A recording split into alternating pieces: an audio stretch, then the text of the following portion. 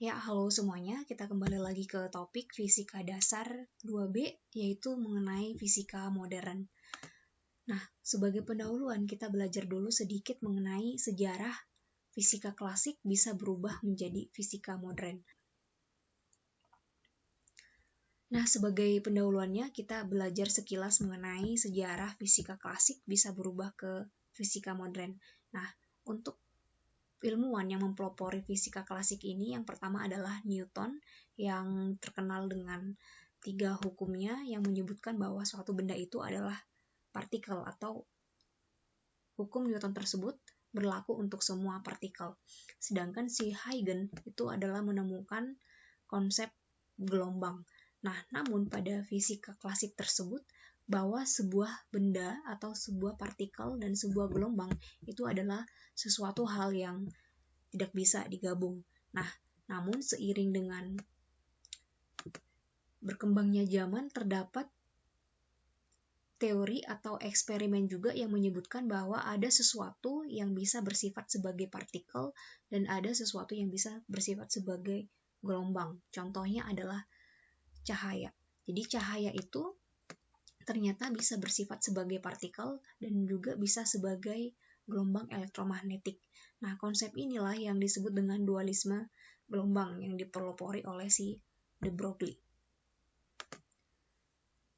Nah, kemudian muncullah ilmuwan baru yaitu Kirchhoff yang menemukan konsep radiasi benda hitam, yaitu sebuah pemodelan di mana suatu benda itu tidak memancarkan radiasi yang masuk ke dalamnya. Jadi seluruhnya radiasi yang masuk ke benda tersebut terjerat di dalam si bendanya. Nah, konsepsi radiasi benda hitam ini digunakan oleh si Max Planck, tapi ditinjau dalam bentuk si termodinamikanya. Jadi kalau si Kirchhoff sebelumnya itu hanya menemukan konsep radiasi benda hitam yang ternyata radiasinya itu akan berhubungan dengan frekuensinya dan juga suhunya. Nah, si Max Planck ini membuat sebuah kurvanya. Nah, ternyata namun si Max Planck ini tidak bisa mendukung pernyataannya tersebut ke hubungannya ke cahaya atau ke gelombang. Nah, datanglah si Stefan Boltzmann ini menghubungkan antara termodinamika dari benda hitam tadi dihubungkan ke Maxwell. Jadi artinya ketiga si ilmuwan ini selain menemukan hubungan termodinamika dari sebuah cahaya, mereka juga sampai kepada kesimpulan bahwa energi itu bersifat diskrit. Nah, hal inilah yang ditentang di fisika klasik. Jadi kalau di dalam fisika klasik ini, energi itu bersifat kontinu. Sedangkan dimulai dari zamannya Kirchhoff, Max Planck, dan Stefan Boltzmann menyimpulkan bahwa energi itu adalah diskrit. Nah, ini terjadi cukup lama, perdebatan yang cukup lama, gimana caranya atau bagaimana membuktikan bahwa energi itu bersifat diskrit, sampai pada akhirnya datanglah si Einstein. Dia menggunakan konsep Max Planck dan juga efek fotolistrik yang ditemukan atau yang dieksperimenkan oleh si Hertz, menyimpulkan bahwa atau yang bisa membuktikan energi ini bersifat diskrit, sehingga si Einstein lah yang mendapat Nobel di sana.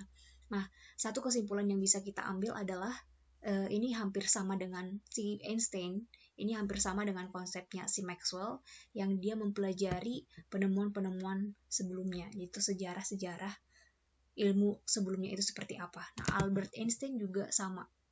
Dia mempelajari bagaimana hasil eksperimennya si Hertz di dalam fotolistrik dan juga menghubungkan dengan, sehingga dia bisa menjelaskan atau membuktikan bagaimana suatu energi itu bersifat diskrit. Jadi awal mula atau ilmuwan yang pertama kali mempelopori fisika modern ini adalah si Einstein, tapi dengan membawa ilmuwan-ilmuwan yang sebelumnya. Nah, sekarang kita masuk ke era fisika modern.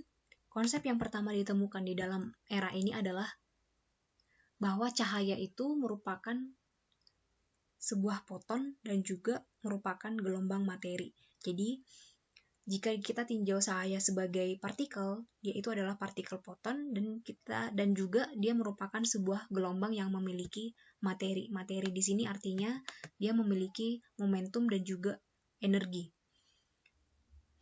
Nah, kemudian akibat dari cahaya dianggap sebagai foton dan gelombang materi ini, besaran yang diukurnya itu adalah frekuensi dan panjang gelombang, di mana frekuensinya itu sebanding dengan kecepatan cahaya dibagi dengan frekuensi itu sebanding dengan kecepatan cahaya dibagi panjang gelombangnya. Namun, mengingat frekuensi bernilai tertentu, energi total radiasi dapat dikuantisasi dengan jumlah elementer atau kuantum yang diberikan. Nah, ini adalah persamaan yang ditemukan oleh si Max Planck. Energi sama dengan konstanta Max Planck dikalikan dengan sebuah konsep baru itu ditemukan gabungan dari atau hasil kerjasama dengan penemuan-penemuan sebelumnya. Nah, jadi untuk si Max Planck ini sendiri menemukan konstan Max Planck itu diambil dari konsepnya si Hertz yang percobaannya itu terkait dia menyinari sebuah logam dengan sinar tertentu. Nah, ternyata hubungan antara energi kinetik dari si sinar tersebut di mana itu adalah dianggap sebagai foton atau cahaya, hubungannya adalah seperti ini. Jadi frekuensi berbanding lurus dengan si energi kinetiknya, di mana kesimpulannya bahwa energinya itu ternyata akan sebanding dengan frekuensinya. Semakin besar energi kinetiknya, maka frekuensinya juga akan semakin besar. Nah, hal inilah yang mungkin juga menjadi kontroversi atau penemuan baru. Jadi ini adalah hasil dari si Hertz. Sedangkan pada zaman fisika klasik itu, energi itu hanya akan sebanding dengan amplitudonya. Jadi artinya, jika kita menyinari sebuah sinar ke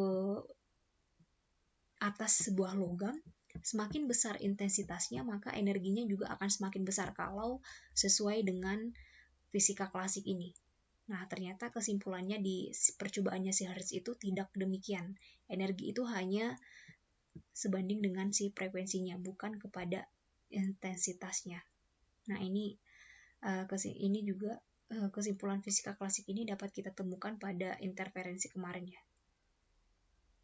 Jadi hanya menggunakan konsep superposisi gelombang saja. Nah, ternyata bukanlah demikian. Nah, dari sinilah si Max Planck itu membuat suatu grafik baru lagi yang mengembangkan dari si Hertz, yaitu energi kinetik dengan frekuensi akan didapat juga yang seperti ini. Itu sesuai dengan persamaan garis Y sama dengan mx plus c. Si m-nya itulah yang dimaksud dengan jadi ini adalah si energinya, ini adalah si h-nya, ini adalah si f. Nah, si kemiringan garis inilah si konstanta Planck-nya, yaitu bernilai 6,63 kali 10 pangkat minus 34 joule dikali sekon. Nah, energi cahaya dengan frekuensi F ini harus merupakan kelipatan bilangan bulat dari HF. Jadi nggak selalu seperti ini, karena energi tadi bersifat diskrit, jadi dia selalu kelipatan bulatnya. Jadi atau bisa kita buat juga energi sama dengan N dikali H dikali F, di mana N-nya ini adalah bilangan bulat. Nah, sekarang kita masuk ke efek fotolistrik. Jadi kalau misalkan yang tadi si Max Planck itu hanya menemukan bahwa energi itu sebanding dengan konstanta Max Planck dikalikan dengan frekuensinya secara teori, maka di efek fotolistrik ini adalah kita menunjukkan sebuah eksperimen. Nah, pada efek fotolistrik ini adalah gambar rangkaian percobaannya, yaitu kita memiliki sinar yang akan dipancarkan kepada sebuah ruang vakum, di mana ruang vakumnya ini terdiri dari katoda dan juga ini adalah si logamnya. Kemudian akan menghasilkan arus yang tegangannya itu diukur, dan ini adalah alat pengukur arusnya, ampermeter, dan voltmeter. Nah, di sini kita punya cahaya yang dipancarkan ke katodanya sebenarnya terlebih dahulu, kemudian hasil foton tersebut atau foton dari si sinar yang dipancarkan tersebut akan dipantulkan kepada si logamnya. Nah, di dalam logam inilah akan mengeluarkan elektron. Nah, atau gambaran lebih ringkas kita buat seperti ini. Jadi misalkan ini adalah gelombang cahaya yang disinari kepada si katoda yang tadi. Jadi ini adalah foton. Kemudian si foton tersebut itu akan menumbuk si logam yang ini yang terdiri yang memiliki elektron-elektron yang masih diam di dalam si logamnya itu tadi. Jadi ini adalah elektronnya. Kemudian berhubung si foton ini memiliki energi kinetik, dia akan menumbuk si elektron yang menyebabkan elektron ini keluar dari si logamnya. Jadi dari si katodanya. Jadi dia akan keluar, dia akan menuju ke anoda. Jadi ini adalah elektronnya yang tertumbuk dari si logam sehingga dia akan menumbuk kembali si anoda di sini. Nah, pergerakan yang sangat banyak ini atau sesuai dengan pengertian dari arus itu adalah dq per dt. Maka setiap muatan yang bergerak terhadap waktu itu akan menghasilkan arus. Nah, muatan yang dimaksud ini adalah si elektron. Jadi berhubung si elektronnya ini akan bergerak atau jumlahnya akan bertambah banyak setiap satuan waktu, maka menyebabkan adanya arus listrik yang akan dideteksi oleh si voltmeter dan juga si ampermeter yang ada di dalam rangkaian. Nah, sekarang kita tinjau karakteristik dari masing-masing materi yang bekerja di sini. Yang pertama adalah logam. Nah, untuk logam itu sendiri, elektron yang disimpan oleh si logam itu ternyata berbeda-beda, atau kita kenal dengan setiap logam itu memiliki energi ambang logam sendiri atau fungsi kerjanya. Kemampuan dia menyimpan energi dan juga kemampuan dia untuk bisa melepaskan elektron jika ditumbuk oleh si foton. Nah, energi ambang logam ini disimbolkan dengan W0, kemudian dia akan sebanding dengan konstanta Planck dikalikan dengan F0-nya. F0-nya itu adalah frekuensi ambang logam tersebut. Nah, atau sesuai dengan pada sifat gelombang, yaitu di mana frekuensi akan sebanding dengan C per lambda, maka pada frekuensi ambang logam juga sama. Jadi H, konstanta Planck, akan sebanding dengan kecepatan cahaya per panjang gelombang pada logam tersebut. Nah, pada cahaya juga sama, dia juga memiliki energi, atau kita sebut dengan energi foton. Nah, energi foton itu kita pakai persamaan dari si Max Planck itu tadi, yaitu sama dengan H dikali frekuensinya. Atau ini bisa kita tuliskan Hc per. Untuk elektron yang terlepas dari si logam itu tadi, maka energi kinetiknya itu akan sama dengan energi dari si foton dikurangi dengan energi ambang dari si logamnya, di mana energi kinetiknya ini adalah energi kinetik yang maksimum. Nah, terkait kenapa harus yang maksimum, karena energi kinetik maksimum si elektron inilah, atau artinya dia harus menempuh energi kinetik yang maksimum agar dia bisa mencapai si anoda di lempeng anoda di sini. Jadi kalau hanya si elektronnya itu hanya akan memiliki energi kinetik saja, bisa saja dia hanya sampai di sini doang. Jadi kalau misalkan dia hanya di pertengahan, dia tidak akan menciptakan arus pada anodanya, atau dia tidak akan menumbuk si anoda sehingga dia tidak akan bisa mampu bergerak kembali. Gitu ya. Jadi itulah kenapa kita harus menggunakan energi kinetik yang maksimum pada elektron. Nah, selain itu kita mengenal juga adanya V-stop atau potensial henti. Nah, untuk potensial henti ini sendiri adalah besarnya tegangan yang harus dicapai agar si elektronnya bisa bergerak atau bisa menumbuk si anoda. Jadi di sini kita bisa lihat bahwa potensial henti ini adalah besarnya usaha si listriknya dibagi dengan muatan elektronnya. Nah, selain energi kinetik maksimum pada elektron, kita juga mengenal adanya selain energi kinetik maksimum pada elektron, kita juga mengenal adanya potensial henti atau biasanya disimbolkan dengan Vs. Nah, Vs di sini sendiri artinya adalah potensial atau tegangan minimum yang harus dimiliki oleh si anoda dan katoda ini sehingga si muatan elektronnya itu bisa menghasilkan listrik. Atau persamaannya bisa dilihat di sini. Vs itu adalah usaha yang dimiliki oleh usahanya dibagi dengan besar muatan si elektronnya. Nah, kemudian dari hasil praktikum itu tadi, dapatlah ditemukan nilai dari energi dan frekuensi adalah seperti grafik berikut. Jadi kalau dihitung dari si besar energi ambang dari si logam, kemudian frekuensi yang disinarinya, akan membentuk grafik seperti ini, di mana syarat sebuah efek fotolistrik atau sebuah arus listrik bisa terjadi itu adalah berikut. Jadi energi dari si foton yang dipancarkan itu harus lebih besar dari energi ambang dari si logam itu sendiri, begitu juga dengan frekuensinya. Nah, berhubung frekuensi akan berbanding terbalik dengan panjang gelombang, nah panjang gelombang yang dipancarkan itu harus lebih kecil dari panjang gelombang yang bisa diserap oleh si logamnya.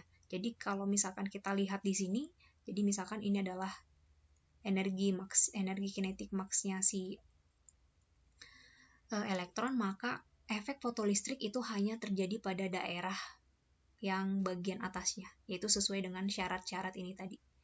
Nah, disinilah terjadinya efek fotolistrik. Nah, sedangkan pada bagian ini bisa saja mungkin sedang proses penumbukan si foton kepada logam yang akan mengganggu elektron di dalam logam tersebut. Tapi belum tentu dia bisa lepas sampai menumbuk si anodanya itu tadi. Kemudian pada efek fotolistrik terdapat persamaan bahwa energi dari si foton itu harus sama dengan energi kinetik maksimum si elektron ditambah dengan energi ambangnya. Jadi ini adalah kalau istilah kita yang tadi, ini merupakan si energi ambangnya. Jadi misalkan si ini merupakan si W0 yang kita sudah definisikan tadi. Nah, jadi katanya energi awal dari si foton itu harus sama dengan energi kinetik maksimum si elektron ditambah dengan energi atau usaha energi ambang dari si logamnya. Dimana untuk energi kinetik itu sendiri, energi kinetik maksimumnya itu akan sebanding dengan si elektronnya dikalikan dengan V-stopnya. Nah, kemudian jika kita hubungkan cahaya sebagai partikel, artinya berarti cahaya atau foton itu juga memiliki momentum. Nah, kalau misalkan pada Newton itu kita mengenal momentum itu merupakan massa dikali kecepatan, kemudian hubungannya momentum dengan energi, pada konsep relativitics-nya Einstein itu energi akan sebanding dengan momentumnya dikali dengan kecepatan cahaya. Jadi bisa kita definisikan momentum itu akan sama dengan energi per C. Nah, kemudian berhubung energi itu tadi adalah H dikali frekuensi, konstanta Planck, maka ini akan sama dengan H dikali V per C-nya itu adalah lambda dikali F. Sehingga momentum foton akan sama dengan konstanta Planck per lambda. Nah, hal ini secara eksperimen dilakukan terkait sebuah foton itu memiliki momentum, ini dilakukan percobaan lanjutan, yaitu percobaan hamburannya si Compton. Nah, si Compton ini membuat suatu perhitungan. Nah, si Compton melakukan penelitian di mana dia menyinari sebuah elektron yang diam. Jadi di sini ini adalah elektron yang diam tersebut, kemudian ini adalah sinarnya, atau artinya si foton. Setelah si foton menembus elektron yang diam itu, terjadilah tumbukan yang bersifat elastis sempurna.